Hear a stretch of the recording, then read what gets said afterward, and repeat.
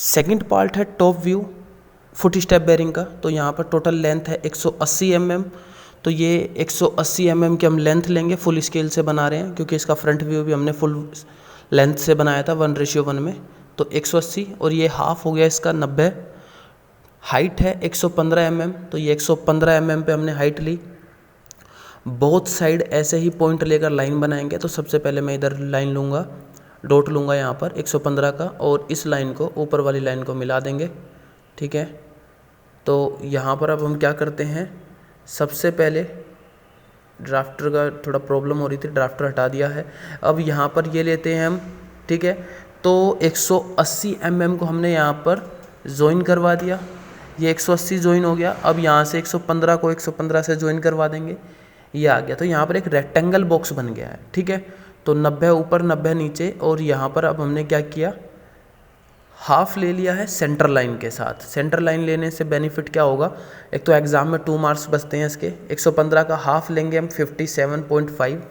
Centre line लेने से benefit है, एक तो एग्ज़ाम में 1 से हाफ नंबर या 1 नंबर हमारा बचता है, अदरवाइज़ नंबर कट जाएंगे अगर हम सेंटर लाइन सही से नहीं लेंगे तो, और लुक भी अच्छी लगती है, इसीलिए वो सेंटर लाइन है, तभी तो हम लेते हैं। ठीक है, तो हमने बोथ साइड ऐसे ले लिया। ये आ गया हमारा सेंटर पॉइंट, जहाँ से हमारे 5 से 6 सर्कल बनेंगे। तो सबसे पहला सर्कल जो है वो 45 हेड आया, तो हाफ लेंगे 22.5। तो कंपास लिया 22.5। अगर हम ओपन करते हैं और उसको राउंड करवाते हैं तो हमने आर खोली है कंपास से, डाया हो जाएगा 45। तो पहला डाया कितना हो गया, 45। ठीक है, यहाँ पर पहला डाया हो गया 45 का, और जो कि हिडन में रहेगा, ये याद रखना, पहला डाया हिडन में रहेगा, और ये डिस्क का है, जो हमारा टॉप व्यू में डिस्क थी ना उसका है। अब हम सेकंड लेते हैं। यहाँ पर जो हमारा सेकंड होगा वो होगा 30 का, डाया जो होगा 30 का होगा, और ये पूरा डार्क बनेगा। तो यहाँ पर अब हम क्या करते हैं, कंपास से सेंटर से ये लिया 30 ओपन किया, टोटल हो गया डाया 60। यहाँ से लेकर अब हम क्या करते हैं, इसको पूरा सर्कल बना देते हैं, और सर्कल रहेगा डार्क यहाँ पर। ठीक है, उसके बाद अब यहाँ पर ये बन गया है हमारा सर्कल दूसरा। अब तीसरा सर्कल है 62 का, डाया 62, तो उसका हाफ हो गया 31। ठीक है, तो हमारा यहाँ पर दूसरा सर्कल भी रेडी हो गया है। ठीक है, ये हमने बना लिया है 60 का। अब जो हमारा तीसरा है वो है 31 के साथ, यानी कि 62 डाया हो गया, और ये हिडन में रहेगा।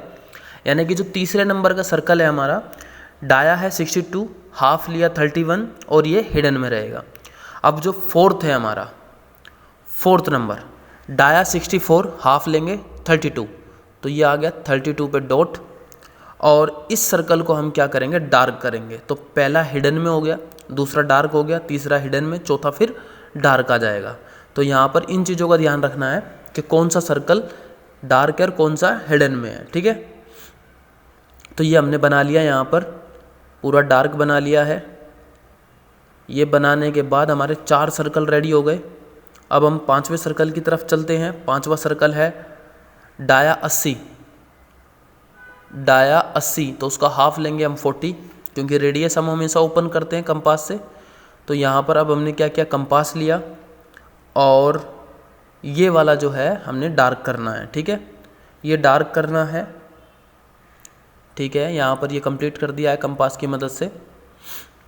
यहाँ पर मैंने एच की पेंसिल लगाई हुई है, आपको लगानी है HB की, ताकि अच्छे से डार्क बने।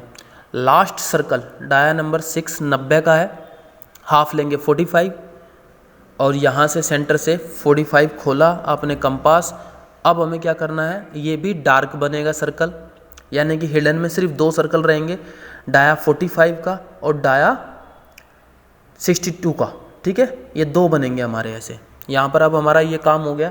अब इसके अंदर जो हैचिंग दिखानी है वो दिखा देते हैं। जैसे पहली हैचिंग इसमें दिखाएंगे, ऑलमोस्ट सभी में हैचिंग आएगी, तो मैं एक बार पूरी हैचिंग दिखा देता हूँ आपको कैसी होती है। ठीक है, तो चलिए हैचिंग देखते हैं।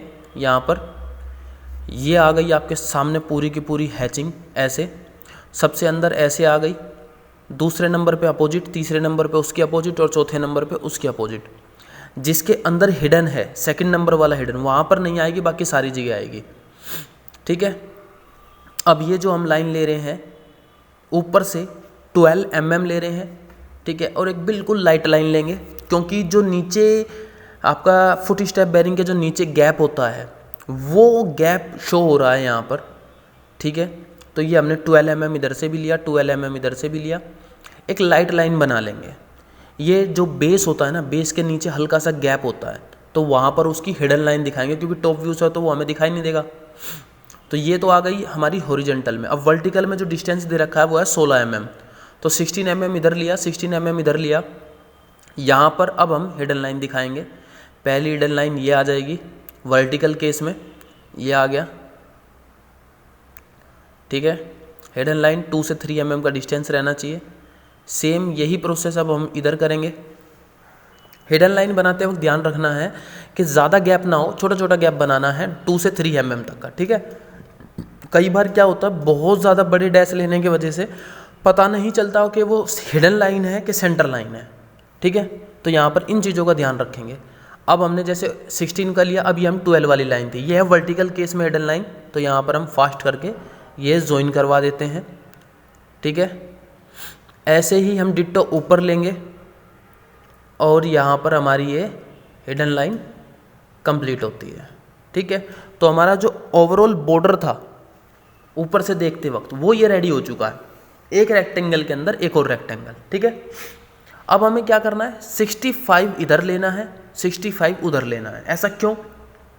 क्योंकि जहाँ पर हमारे बोल्ट डलेंगे वहाँ का सेंटर लाइन ये दे रखा है हमारा, ठीक है। तो यहाँ पर हमने ये ले लिया एक सेंटर लाइन, एक सेंटर लाइन नीचे ले लेंगे। ऐसे ही हम अपोजिट साइड करेंगे। पहले ही सेंटर लाइन ले लेना ताकि इजी रहे, एक ही बार में कंपास को हमें बार बार ओपन नहीं करना पड़ेगा फिर। तो सेंटर लाइन अब हमने यहाँ पर भी ले ली है, ठीक है। बोथ साइड ऐसे करने के बाद अब सेंटर लाइन तो ले ली, पर उसका मिड पॉइंट कहाँ पर होगा, कहाँ से हम सेंटर पॉइंट लेंगे? तो 28 mm ऊपर और 28 mm इधर से भी ऊपर। अब इन दोनों पॉइंट पर रखते हुए अपने स्केल को एक सेंटर लाइन वर्टिकल केस में ले लेंगे, हॉरिजॉन्टल केस में सॉरी, ये आ गया। ऐसे ही हम नीचे ले लेंगे, यहाँ पर ये आ गया 28, इधर पर भी आ गया 28, और 28 को 28 से हम क्या करवा देंगे, ज्वाइन करवा देंगे एक ऐसे सेंटर लाइन से।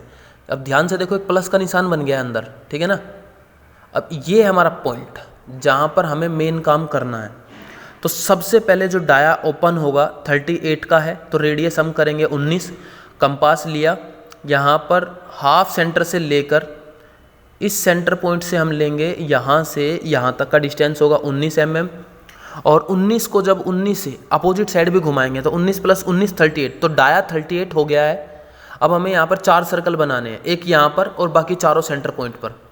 तो देखिए ये आगे हल्का सा थोड़ा सा डैमेज हो गया है, इसको वापस ठीक करते हैं।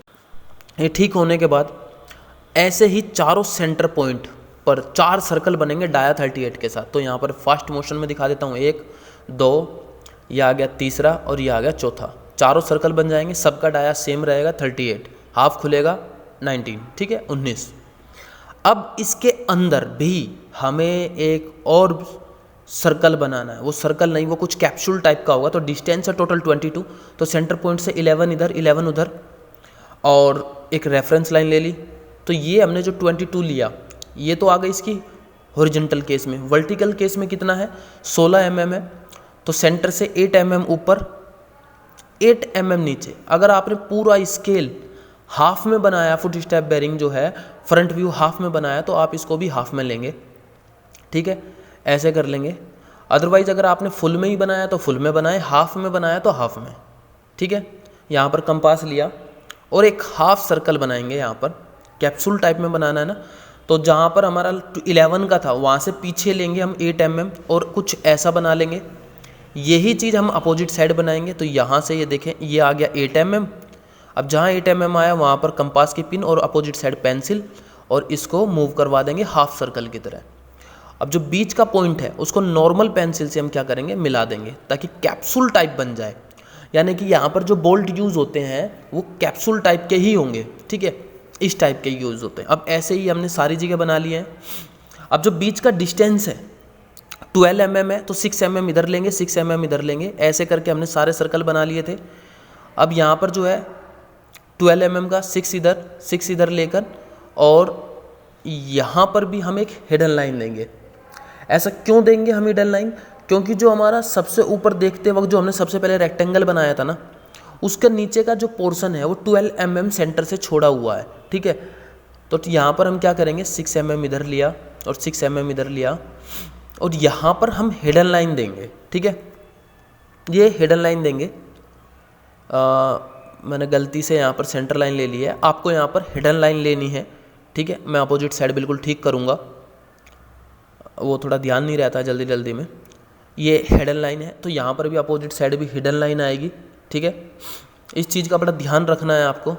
यहाँ पर हमारा पूरा डायग्राम रेडी हुआ, ऐसा था हमारा इसका फ्रंट एलिवेशन फुल सेक्शन। ये है हमारा टॉप व्यू। अब ये दोनों कैसे दिखाई देंगे एक साथ, ऐसे ऊपर